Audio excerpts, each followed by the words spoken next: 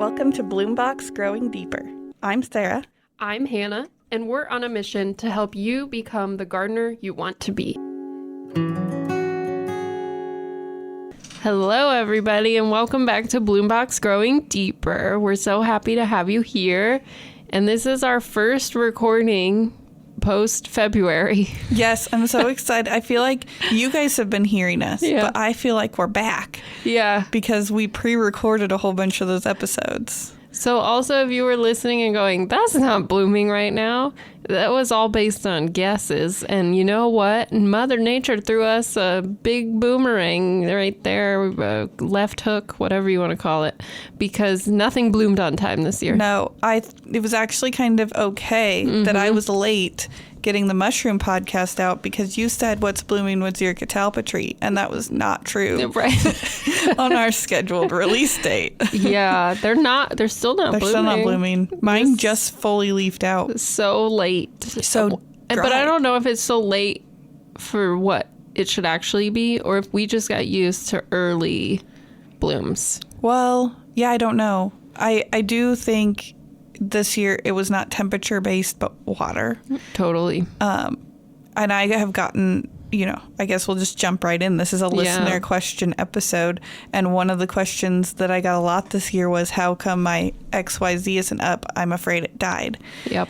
Everything came up pretty late this year, unless it was in an area that was getting supplemental water. So I've seen more variation this year than I have any other year with every plant, perennials, trees, everything.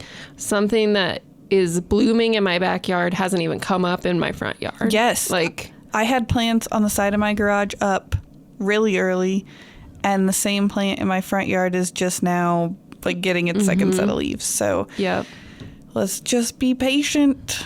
That's it's the worst it's so answer. Funny that we're gardeners, and that's a hobby that requires a lot of patience, and most of us have little to none. I put myself firmly in the none category. Well, I think in Nebraska it's hard too because our growing season is so short.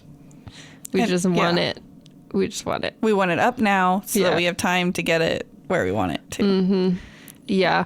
Sometimes I dream of if I lived in a place that I could have a garden year round. Wouldn't that be so amazing? I could work in my garden all year. And then I remember by the end of the summer how tired I am of pulling more weeds. And if you want to live in a place with a garden year round, it's hot. It's really, really hot. Northern California doesn't get that hot. True. Or I just realized how many problems there were with that statement. There's lots of very temperate places. Yeah. Mm-hmm. Well, we're going to go on kind of a tangent to start with about water.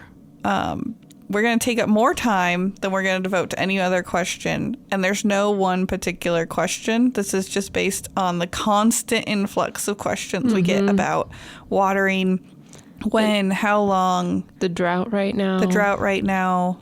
What it would take to get out of the drought right now. Yeah. That's an answer we don't have. I don't have that answer. I do. Simplistically, it's more water. Yes, but how much more water? Yeah. That's beyond us to tell you. But we can talk about what we normally prescribe for establishment water and how we're adjusting to it this year. First, did you have anything die over the winter that you've been able to identify yet? I lost an ironweed. Oh, wow. One lived, one died in the same general vicinity. Don't know. One was bigger in the fall. I have very aggressive squirrels in my yard, so it might have been a squirrel. I had multiple plants. I lost a ground plum. Okay. One's there, one's not, but there's a nice plant-sized hole where it was supposed to be, so I'm putting that on the squirrels. I'm putting that one to the squirrels. Yeah. How about you? I lost a well-established flowering dogwood. Yeah. That's surprising. Just the bottom has leafed out and is flowering, but it's not worth keeping. Bummer. Yeah.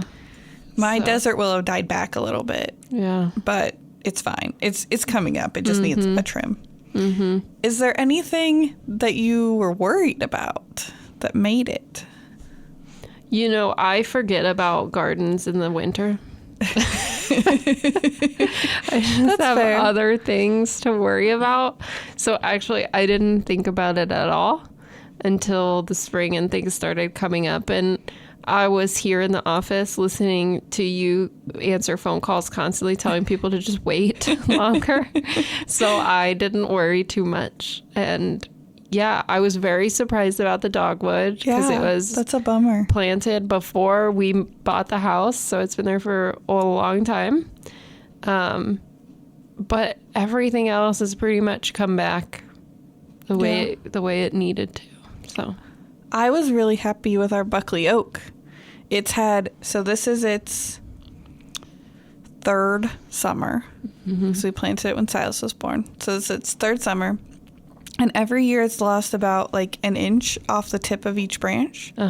Nothing this year. Hey. It put on a foot of growth last year, and it kept that whole foot. There you go. And I was like, okay, well, maybe you just like a drought. I don't know. I will take my statement back a little bit because I did plant some peonies that I split from my grandma's house in like the heat of the summer last summer because she sold her house. So we had to go split things right then if we wanted stuff. And we all wanted grandma's peonies. Yep. So I did worry about those, but they came back. Good.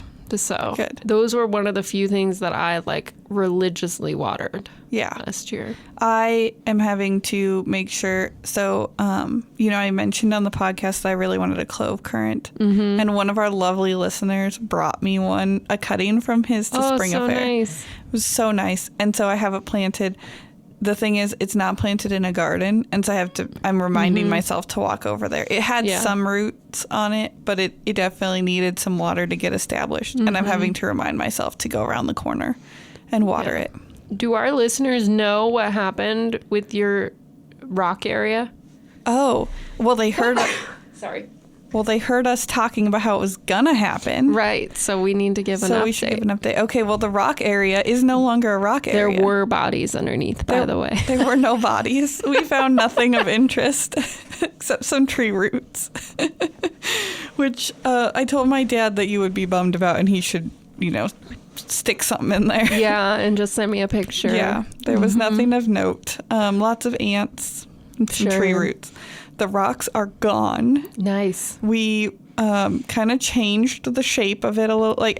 It's still a rectangle, but we lowered an area and we raised an area. Nick built a little retaining wall, kind of in a half circle away from our house, so that we made a patio behind it. So it's kind of like a little room in the plants. And then we filled down from that retaining wall. And then we dug out a little bit on the lower edge just to collect water. I didn't want it running out onto the sidewalk. It is planted. It's mulched. The patio's in place. I think there's a little leveling left to be done on the patio. But we sat there and had a beer twice already. And there you go. So perfect. I'm so excited. Everything is establishing. I learned a little bit of a lesson, or just like to think about something that hadn't occurred to me. Half that garden is part shade, or almost full shade, like really very little sun. The other half is full sun. Yeah. I knew that, and I planted for that. But we planted right after spring affair, and our maple tree wasn't leafed out yet. Oh, so when we planted, it was all in full sun, and it was hot and dry. So we did have to do some aggressive watering. Yeah. And now the maple's leafed out, and everything is settling in. That's good. I think it'll be fine in the future years. Just the recent planting was kind of stressful. Yeah, for sure. Well, good. I will share a couple pictures, but we're pretty happy with it. I love it. Yes. Perfect. I have to say, I don't wish bodies on just you. On anybody who digs a hole. Anybody who digs a hole. We are, as you know, remodeling the basement. And we have to break up some concrete down there. And we found just a big hole under our concrete, and I was like, oh, it's my chance. Prime treasure hiding. Yeah. Secrets. There was nothing. You see those things on Reddit about weird things I found when I remodeled my house. We found nothing but a lot of trash. Yeah, just garbage. I keep hoping. We have a storeroom to tear out one of these There you years, go. so maybe there'll be something. I think it's just going to be where the coal came in. Yes. I don't think it's going to be anything interesting. Mm-hmm. Sure. Okay. Shall we get into our questions or more watering? Well, we're going to start with watering. Yeah, watering. Yes. So it's kind of like, it's an always question. I can't put anyone's name on this question because everyone asks it. So, the basics. Yes. What we start with as the base of watering for perennials is a 6 to 8 week establishment period. And the first 2 weeks, we water every other day. Right. So week 1 and 2, every other day. Week 3 and 4, twice a week. Okay. Week 5 through 6 to 8 is about once a week. And then after that, you're still technically an establishment, but you're not in the aggressive part. Yeah. And you're pretty much just keeping an eye on stuff and maybe watering when we don't have rain for more than 2 weeks, but you're not like constantly all watering. The time. And, yeah. So that's like the base. That's where we start. Now, this year, you can just assume you're going to water all summer, I think, unless the weather really changes. I'm really thinking about just putting soaker hoses in all of my beds, even the established ones, because I hate hauling around my sprinkler. And I have a feeling it's going to be a lot more watering than I am used to. I think so. So what I've been telling some projects is there's a few who, we planted in Omaha on South 24th Street, and that is plants in concrete planters on a concrete street. And so we told them that first 2 weeks you're going to water every day. And then we're going to start that 8-week cycle. So if you're planting in somewhere that's really that hot and dry, you might start every day. I had to, in my rock area, we did some clematis and some chamomile right up against the house, and that's the full sun part. And between the house and the new patio, it was so reflective. I watered those every day, and now I've backed off. We're now at like a couple times a week. But you can adjust that. You can add. You can subtract. I don't think we're going to be doing that this year. Yeah, it's just going to be a lot of watering. Yeah. I would encourage investing in hoses. Yes. Take the time. They'll pay off. And yeah. So let's talk types, how we water. And then we'll talk how much, because you kind of measure how much based on how you're watering. Right. So the lovely rule is the better for the plant, the harder for you. Yes. So the best for the plant is a watering wand. Individually water every single plant. Yeah, I'm not doing that. Yeah, that's... with a few plants. I agree. I have a few target plants that are just out of reach of my soaker hoses. Now, that's kind of the easiest to measure, because at first when we're watering a lot, we can do like a count of 5 or 6. And then as we back off, we go to a count of 10 and to a count of 20. That's how I water. I mean, longer amounts as you back off. As you back off, we water longer. So at first, the plant is a little bitty. It doesn't really matter if we deep water, because its roots aren't there. That makes sense. And what we're trying to do is keep that plant alive while it gets through the shock. And then it's going to start putting out little roots. So do you think the plants are screaming at us because we learned that this year? No, I don't think so. Are you sure? I think they might be. Maybe. I mean, I've definitely tortured my... so relaxed in your garden, and in the plants' minds, they're all just screaming. They're just being tortured. I'm pretty relaxed. Oh, no. We're gonna have to. We'll get to a debate about do we water established gardens. I shocked somebody at a project last week. So I was like, I don't water it if it's established. I don't water it.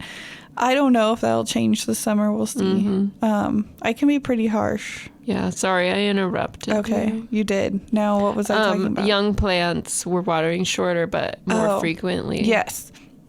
And then as they put out those feeler roots, that's not a technical term. I made that up because it seems to make sense to people.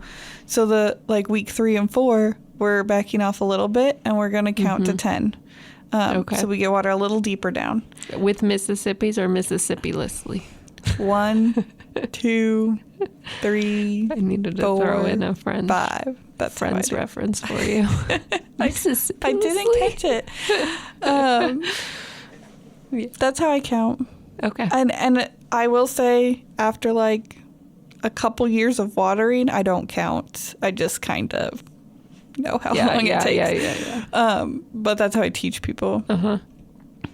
As we back off, we water longer, less often, because we push that water further down into the soil, and we get the plant's roots to kind of chase it down.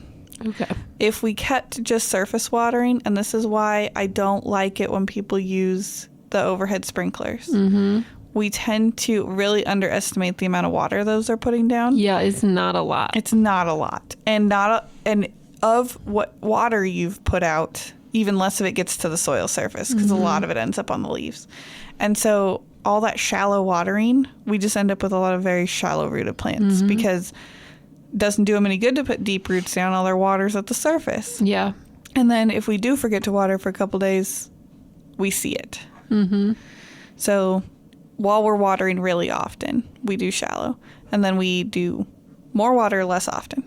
Yes. Okay. And one way you can find out is your handy dandy trick to put a rain gauge under the sprinkler to know exactly how much water is hitting. But that sprinkler or that rain gauge needs to be down. It can't be the like big one you hang on your fence. It's got to be the little one that you stick in the ground underneath your plants, because that's what happens. So watering wands best. Worst is overhead sprinklers. That doesn't mean we can't use them. Sometimes we have to. But I'm thinking like the one that makes the flat line of water and oscillates back and forth, and all the kids play in it in the summer. And it goes 10 feet in the air. Yeah. Probably the worst. Yeah. Second worst is whatever Menards is doing with these stupid sprinklers on a stick. What is happening? Like the ones that stand 4 feet up. What is going on? Why are we putting our sprinklers on sticks? I don't get it. I don't get it. I don't know. So what's happening is now we have even more water up in the air. And it makes me laugh because like NRCS is funding farmers to make their center pivots closer to the ground, and then so we've that got they hit the soil. Our garden centers selling you taller ones. Yeah. So I think I know why it is. It's because they can reach further. Yes. Fine, whatever, but you got way less water down on the ground. It feels more efficient, even though it isn't. Yeah, it's not more efficient. The more water we have in the air, the less water we have in our plants. And then what we have to think about is, so we have evaporation happening when we launch our water 10 feet in the air. And then... especially when it's super hot. Yeah. These sprinklers are made for grass because grass blades are narrow and vertical and pretty short. So we can spray water across the top of them. But if you think about a penstemon, its leaves are like as wide as my hand. And they're like an umbrella. And so when we water from the top of those, we fill those leaves with water, and we don't get that much down to the ground. So the water, we've lost some to evaporation, and now we're losing even more to being collected on the leaves. So we're not efficiently getting water to our plant roots, and the water collected on the leaves is a magnifying glass for when the sun comes out, and it'll burn your plants up. And when people say, my prairie garden is always flopping, and I have a lot of mildew, I can almost always say, you water with a sprinkler, don't you? Because that's what happens. The leaves collect the water, we get mildew problems, we get weight that wasn't supposed to be on those plants, causing flopping issues. And then we also often end up with shallow-rooted plants that can't support themselves. My rant for the day is done. Maybe. Yeah. In the middle, soaker hoses. Yes, I have a preferred soaker hose. You do? Okay. Yes. I find the black ones that are supposed to just slow leak the whole time are terrible. Really? I love my black soaker hose. I cannot get those to work. Really? Maybe, I have to admit, I'm in an old house. My water pressure is not great. So I think that's the problem there. Yeah. So I like, I don't know what the brand is, but it's like a green hose, and on one side it has white stripes. And that's where the holes are. And so you can decide if you want the white stripe up or down, depending on how the holes, whether you want it to spray up or go straight maybe into even the sideways soil. across That's a row. my hack. Okay. I do it sideways. Love it. So that it sprays across the ground so that there's a lot of water going in at the soil level, but not like straight down into the soil. It's still kind of spreading it out a little bit. Mm-hmm. I really like that because I actually really love my black hoses. Mm-hmm. Now there are good ones and bad ones. Yeah, I might have just got bad ones Well, too. I noticed I was having problems with one, and I hauled it over to work on it and realized it looks different than my other ones. So the really nice round ones have been working really good for me. This one's like almost kind of like it was flat until it got full of water. Oh, yeah. And it was probably cheaper, would be my guess. Yeah. I chucked that one. It was not working. And I love them. They work really well. But they do put water down right down the line of the hose. Yeah, and how long do you have to use them? Because I swear mine was on forever, and I like dug up some of the soil right underneath And it. you didn't have much. It is a longer process. I run mine for an hour and a half to 2 hours. Oh, okay. Forever to me is 20 minutes. No. I was like, this should be enough. No. Okay. So it's passive, but it's slow. I will totally forget to turn it off. You can get a timer. So like $15, you can get a little timer. Right. I can just set a timer on my phone. You can. But I mean like one that even if you weren't... Would shut it off. Yeah. Mm-hmm. I like what you're talking about though, because it'll kind of spread that water out a little bit more. And that's a really good idea. It was a more expensive hose. That's but okay. I have used the same one to For a while. establish different gardens Yes. throughout. I think I'm going to buy some extras this year since, as we're saying, we might have to water some established gardens. And the one I buy is 50 feet at Baumgart's for Right. $15. Yeah. It's super cheap. Yeah, I do the same. Like my vegetable garden always has one. Otherwise, Yes. they are only in the garden I'm establishing. Yep. And as previously noted, I don't water established gardens, so they're not a permanent installation except for my vegetables. That's what makes them different from some people think of drip irrigation. Yes. And that can be semi-permanent or permanent. Right. There's not a lot of functional difference. It's really just a drip irrigation system is kind of just a really professional soaker hose. You can get the ones where you get to poke the holes at the range you want, and you can put emitters on them that let out X gallons an hour. Yeah, those are pricey. They're pricey. They take a little bit of knowledge, and they seem to break a lot. In my experience, they break a lot. And if they're buried, then they definitely break a lot just to make you dig them up. Right. So they work, but they're kind of more... I wouldn't use them unless I was professionally growing vegetables and needed to like efficiently water specific plants. Mm-hmm. So what are your feelings about in-ground sprinklers? We have them as garden watering. Oh, it's garden watering. Well, I just know that we have some people who have reworked their sprinklers to spray into their beds as a watering method. Rather they spray into your beds than onto your sidewalk. Sure. Mm-hmm. But I consider them kind of equal. So we have in-ground sprinklers. We use them to water our grass. We don't run them on a timer. I will say partly because I have no clue how the thing works. And partly because, well, we have to because we live in an old house, we have to shut it off or it leaks everywhere. Oh, sure. Mm-hmm. Which is good because it's not on a timer. It's under our control. They're very efficient at watering our lawn. Mm-hmm. We can redirect them. When they hit my garden beds, I don't really count it. Mm-hmm. And it makes me angry because it makes my plants flop. Right, so there's a little bit of a battle in our house about the pointing of the sprinkler. Uh-huh. I would rather drag out the hose to water a little portion of the yard and keep the sprinkler out of my garden. Because it's the same. It's no different than that oscillating or circular sprayer. They do put down more water than those. I will say that. They can put out a lot of water. So if you are using, say, all you have is that little like sunflower decorated sprinkler that shoots it up into the air, how long?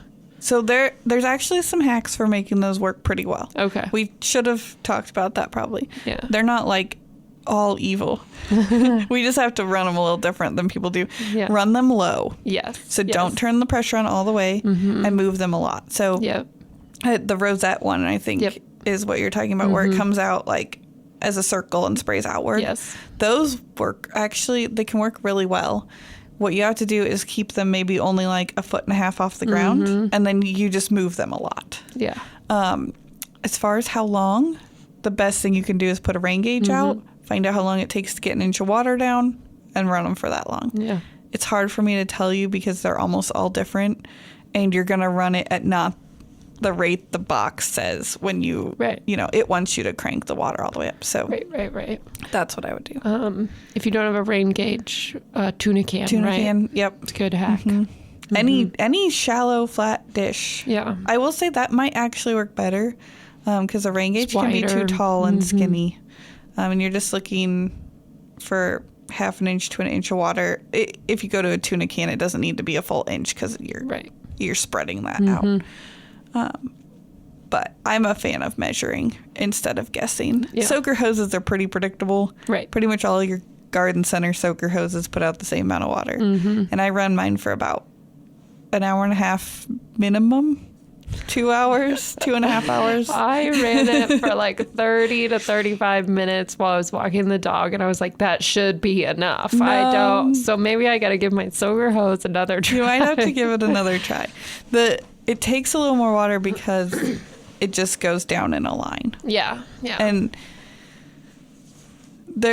when I'm establishing stuff, I use more hose than necessary and get the hose up to each plant. And then if I'm just running it, in maybe like a 2-month-old garden, then you can kind of run it down between the rows because, those plant roots have spread out more.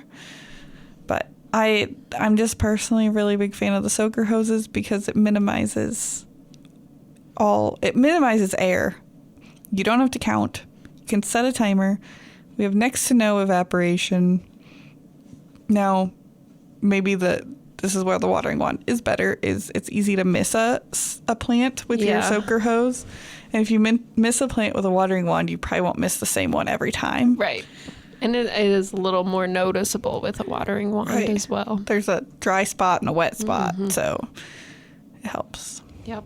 Okay. All right. Is that watering? Let's leave it alone. We've gone on for like half an hour about watering now. Okay. We could talk tree watering, but we'll leave that for Michelle to post on social media. Yeah.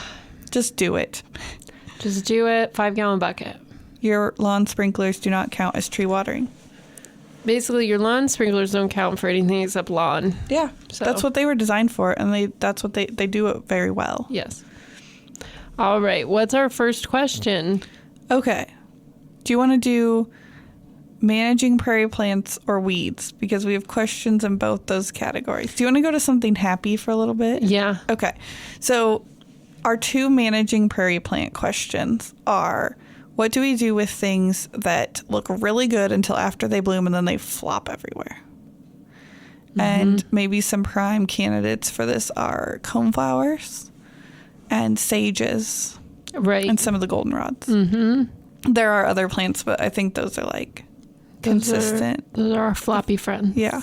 What do you do about them? Leave them. Let them flop. I generally just let them flop unless they're in a spot where they can't flop. So like I had that Baptisia that flops over onto my car because I planted it in the wrong spot. And so I use a little bit of tape, like the green landscapey tape, and it's right next to my fence, so I can just tie one into the fence and loop it around and tie the other into the fence, and it holds it up so that my car doesn't run over it. And then I also had a problem where my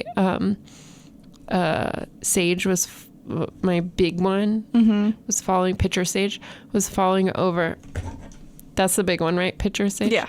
Was falling over onto the grill, and we did light it on fire. I love that. So, I mean, I don't. I'm happy you didn't catch on fire, but I think Right. that's hilarious. So we tie that one back, too. It probably just thought you needed to do a little smudging. Yeah, it was fine, but also not. Not ideal. Okay. I do pretty similar things. So I go back and forth between, like, handling the flop and preventing the flop. Right. And that landscape tape's a great idea. I got those circles on sticks Oh, yep. where it's like a little wire circle that sits horizontally on a stick. Yes. And they're green, so they blend in, and it really only holds up like 1 or 2, maybe 3 stalks of a plant, but it supports it.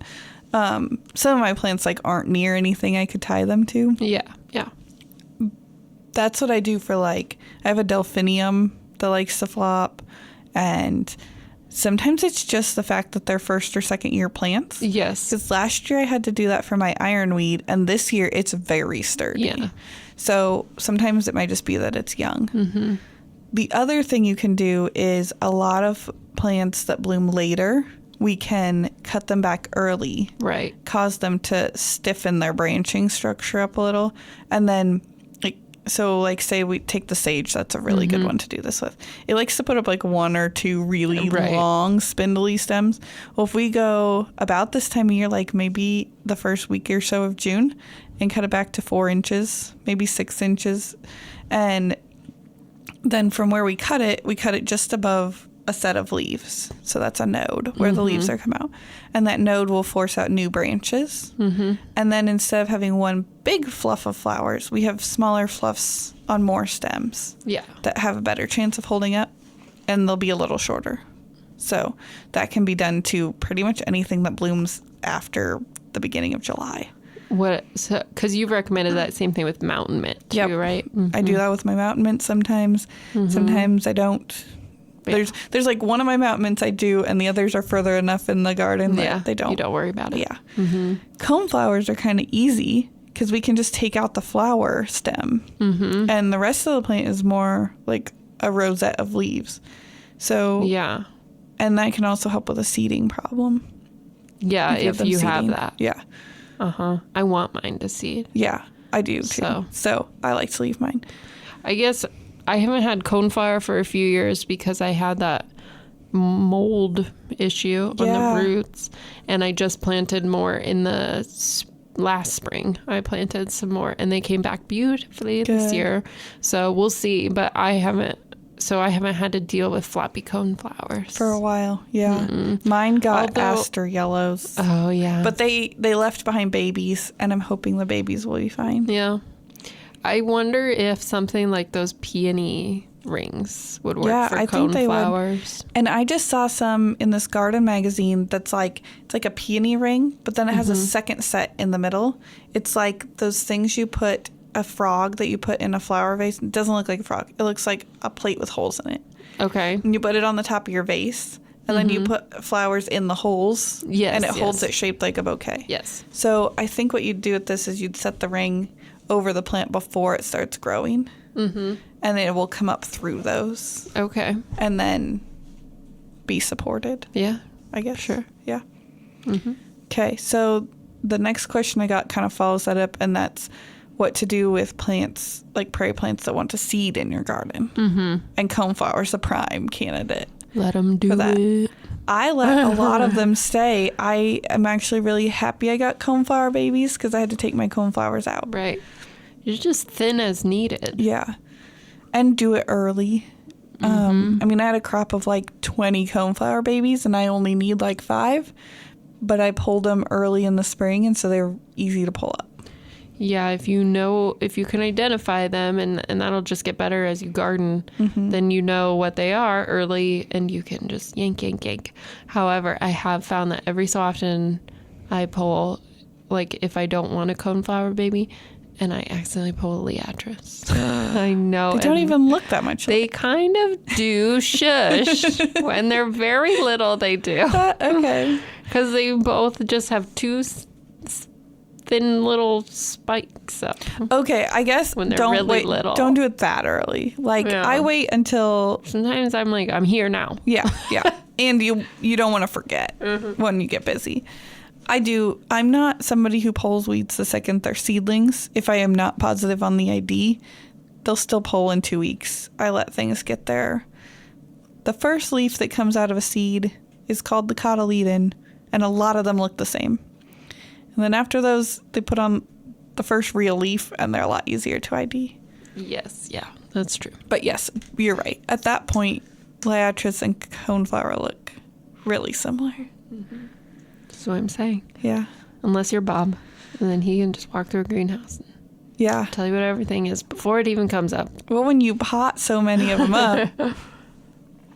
Allium's another one in my garden that it seeds around more than I want, but I want it to seed. So I just pull some of them. Does it seed or does it spread through? They're babies. Okay. I don't know. I mean, it does clump spread. Right. But mine has babies too. Mm-hmm. And then there's things like Ipomopsis and Linum that if you don't let them seed, you won't get to keep them because they're biennial plants. Right. So the plant that you put in the ground is not going to live very long. Monarda too? That's more like a shorter. I mean, Monarda can live for quite a while. But there's annuals, there's biennials, and then there's just short-lived perennials, which is this huge category that might live anywhere between 3 and 5 years. Yeah. And some people don't consider that short. Yeah, yeah.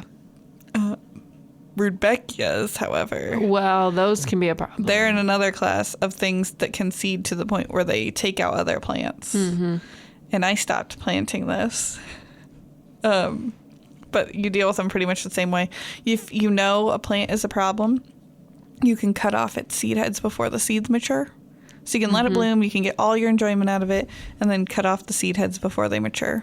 I have not had this problem at all with my super tall Rudbeckia. Good. Oh, yeah. Okay, so Rudbeckia subtomentosa, the sweet coneflower, or some of the like really tall ones. Yep. They don't seem to do that at all. No. The one I'm talking about is the black-eyed Susan one. Yeah. It's a beast. Mm-hmm. It's not nice. Yeah, I've talked to many a gardener who has regretted putting that in. And I want to know, like, who is it? It's still on all the recommended lists. And I don't know if I understand why, but it's got to come off because people are having problems. I think because it's easy. It is super easy. And if you want something to fill up a space, maybe it's not a problem for you. Mm-hmm. Especially if it's a defined space. I think it's really important to, plant based on the space. Yeah. You know? If you have a small space and you need each plant to kind of behave because there's only that much room, Rudbeckia and coneflowers might not be your thing.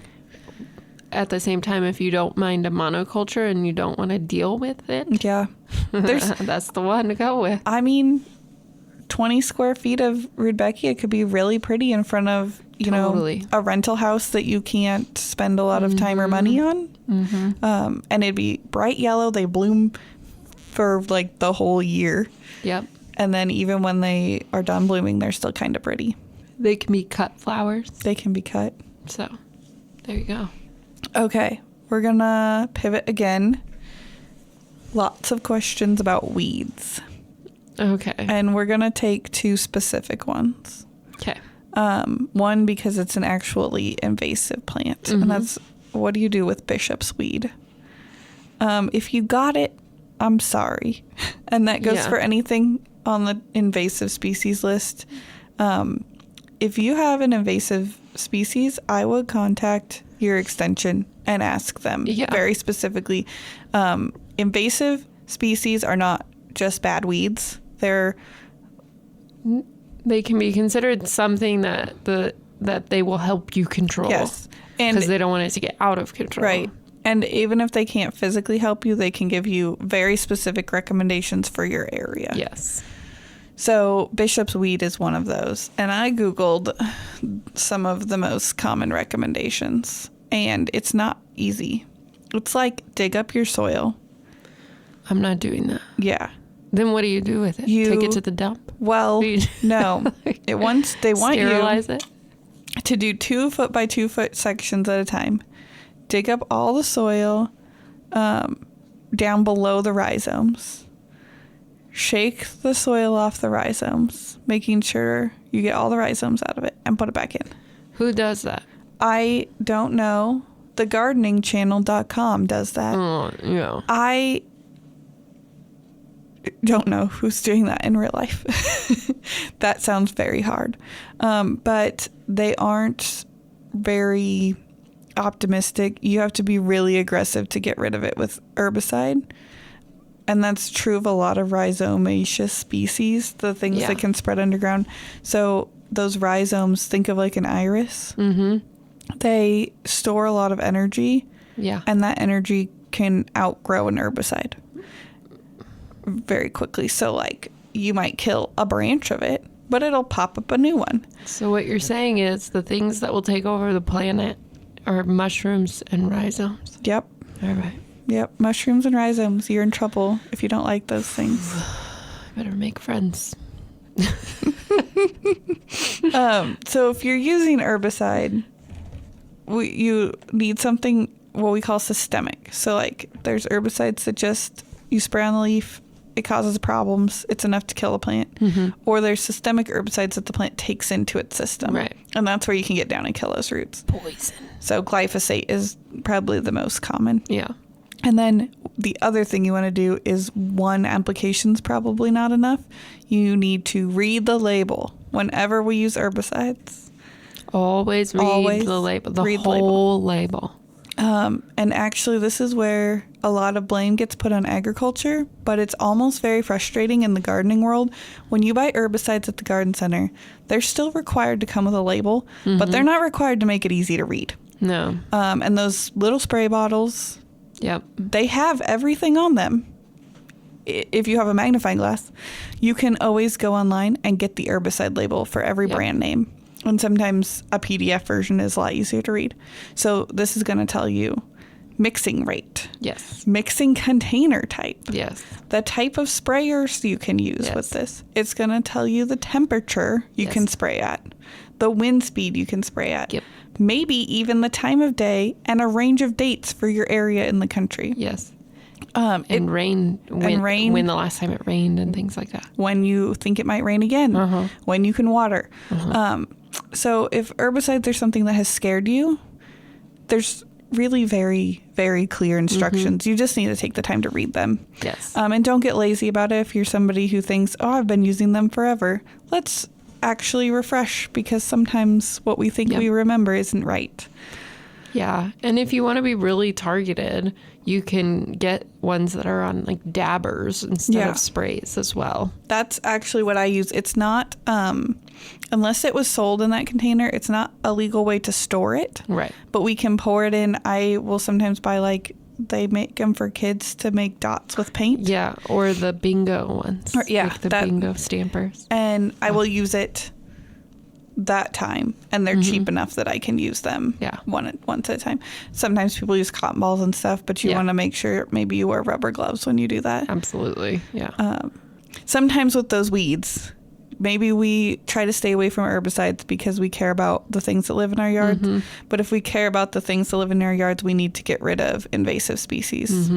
So sometimes we have to fight fire with fire. Fire would be an excellent way to get rid of bishop's weed, except that it's very hard to control, burn your backyard. So let's not do that. Would it though? Because it wouldn't get the rhizomes. I don't know if it would. I think you'd have to have a really hot fire. Yeah. Solarizing is also suggested. I find you need to solarize for 3 years. Yeah, I have had successful experience solarizing in school. But in the real world, it can be really hard to do. Yeah. To the point of getting rid of an invasive species. You might get rid of some basic weeds. But to solarize to the point of getting rid of invasive species would be hard. Yeah. I forgot what I was going to say.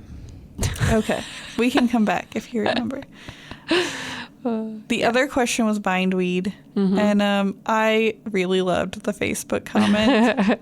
with this question in it, because the question was actually, can we just find a way for bindweed to be beneficial so that we can stop trying to get rid of it, because it's impossible. Right. Because there are some that we get rid of, like Creeping Charlie and Lamb's Quarters. Yeah. Are both some that I've heard you can make tinctures from and things to be beneficial. Think that there was one time we met someone who wove a basket out of bindweed. Sure. Great. I don't want my bindweed getting big enough that it could make a basket. Mm-hmm. Bindweed falls also in that category of things. I pulled up Backyard Farmer to see what they said. What did the Backyard Farmers tell us? Bindweed can grow roots 33 feet long. And That's so too long. When you think you pulled off a piece, you didn't. You broke a stem. And every time you break a stem, we pruned it and we gave it a branching point. Right, you gave it somewhere. So that's why, we say when you pull bindweed, sometimes you cause more problems than you started with. The only thing I've been able to find online that actually gets rid of bindweed is glyphosate. Mm-hmm. You can use surface herbicides. You can even use some of your homemade ones like vinegar. You'll kill those leaves. Yeah. But you're not killing the plant that's living underground. Yeah, I was amazed. Is this the one that you said where the seeds last 40 years? Yes. The seeds of bindweed can live in your soil for up to 40 years. Viably. Yes, and then live and grow. So I did find this is Backyard Farmer's suggestion. Yes. Tell us what for bindweed. I've always done the dabbing method where you cut the stem and dab it with glyphosate. Yes. Because I just like how controlled that is. Right. And my biggest bindweed problem is in my vegetable garden where I don't like to use any herbicides. Mm-hmm. But the other option is to have bindweed in my peppers, which is really hard to take care of. Right. And it's just going to kill your peppers. So their suggestion was to put on a rubber glove, put on a cotton glove over the rubber glove. Okay. Spray some glyphosate on the palm of your hand, and then use that to kind of like pet the bindweed. Mm-hmm. And that way the back of your hand is clean, so if it brushes the pepper plant or something that the bindweed's under, you didn't get any herbicide on that. It's also really maniacal. Which makes it fun because you can like pet it and be like, oh, I love you. You're going to die. I've seen things like put the herbicide in a plastic baggie and tie that over the leaf so that it has to keep taking it in. Yeah. I think what would happen is you would cause enough damage to that leaf it wasn't taking anything in anymore. Yeah. So I don't know that that's super effective. Yeah, I have heard it with weed trees. Like if you cut the tree and you can't dig out the roots, like dab it and then put plastic over it. Then what you're doing is sealing in. Yep. Yeah. Mm-hmm. And but I don't think it works on I'm not sure. Just one leaf. It works with one leaf. Yeah. If you could stick like half the vine in there, it probably would. Yeah. I also worry that people maybe wouldn't use very good quality plastic bags. Yeah. And the herbicide would be coming out of that. Get all over other things. So there you go. Sometimes we have to be harsh. Mm-hmm. We have a lot of ways to deal with scorched earth. We work really hard to give you guys chemical-free ways to handle stuff in your yard. But if you don't want to fight bindweed for the rest of your life. I mean, we gave you a chemical-free way to do it. Yeah, we did. You can try it. Please let us know how it goes. Yeah. We are not available for physical help. And I don't know how that'd work with bindweed. 33-foot long root system. It's like your whole yard. Yeah, my whole yard is not 33 feet long. Right. Now you're doing work for the neighbors. Well, and that's part of all of our problems is that none of us live, unless maybe some of you on acreages, but not many of us live where our garden has no interaction with other people's yards. Right. Yeah. That's a problem. Okay. That exhausts my list of questions. I combined them into some categories. And it exhausts me. We've both been yawning. Lucky for you guys, I can cut all of them out. Yeah. Okay. Well, if you have any other questions, definitely send them in because we'll keep answering questions throughout. Yeah. So please do that. You can give it to us in social media. You can send emails. If you are privileged enough to have our numbers, you can send them that way. You can use our speak pipe, as I say at the end of every podcast. So keep sending in your questions all throughout the gardening season. And we do answer you. Yes. Even though we might not share it until a different time on the podcast. Yeah, We you don't have to like wait a month. Yeah, that'd just be mean. Give us your questions, but we'll answer them next Right. month. Yeah, no. So, what's blooming? yeah. Let's talk Everything. about it. Everything is blooming. I have things that have finished blooming. Yes. So, I'm trying to think what's currently blooming. My prairie smoke. Oh, So happy with it. It's been blooming. I think I might have Really? mentioned it last time. Yeah. That it was about to bloom. Mm-hmm. My calico penstemons about to bloom. Mine is blooming. Yes. My funky tulips that I planted last fall bloomed. Okay. Yeah. One of them never grew a stem, so they were like these spider tulips. Huh. And 3 of them grew up on a stem like a tulip should, and the other one just made its flower on the ground. Sure. Whatever. You be you. Yeah, it was Tulip. really neat. Yeah. I love it. What about you? Yeah, so I have some penstemon blooming. I have purple poppy mallow blooming already. I have some sedum Ooh, that is blooming. It's gorgeous. Of course, some geranium. All good stuff. Oh, yeah, my geranium is too. Mm-hmm. Yeah. What has finished blooming for you?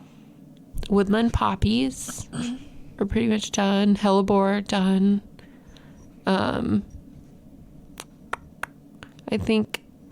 I mean, my iris, the ones that continuously bloom are still blooming, but some of my iris are done for the year. Interesting. My iris just hit their peak. Oh, did they? Like 2 days ago. Mm-hmm. And some haven't even really started. Yeah, yeah. My pasque flower is done. Yep, pasque flower done. My basket of gold is done. I just planted mine this year, so it didn't So, bloom. yeah. Yep. So Oh, my linum, my blue flax. It's just one of my favorite flowers. Yeah, is in yeah. full bloom right now. yes, yeah. And I have some allium that have bloom and some that haven't, and just a variety. So we'll see how those go. It's coming to the time when finding something that's blooming is a lot easier. Oh, yeah. I got a full list. We fought it hard this winter, guys. We had some times when it was hard to come up with something. But now we're in just beautiful times. Yes. I love it. Well, what can we look forward to from us for the summer? We've got our next episode will be for Wildflower Week in June. And then we'll probably, I think we're going to go back and forth between covering like working garden episodes and some more like essence of gardening episodes. We have some That should be new a perfume. the essence of gardening. I Just don't think it a little bit of smells good. soil. It smells like sweaty person. Yeah. And sunscreen. That's what my car smells like. Right. I know. Kind of dampness, sunscreen, and sweat. Somebody would pay for that. You know they would. Yeah. They'd be like, if that way people think I've been gardening all day. I've been working so hard. We have some new people to introduce you to. Brad Kindler is our new colleague, and we'll see. We've got some students helping us for the summer you may get to meet. So Yeah. it'll be exciting. It's going to be a good time. Yeah. So thank you, everyone, for joining us. Don't forget to rate and review us wherever you're listening to your podcast. Please share us with friends. Share it on your social media. Share it everywhere. Tell the person next to you, just turn to the left. Tell them about the podcast. Turn to the right. Tell them about the podcast. We'll do it all. Send us your questions, SpeakPipe, email, all the different places. Bloombox and Bloombox Growing Deeper are both programs of the Nebraska Statewide Arboretum.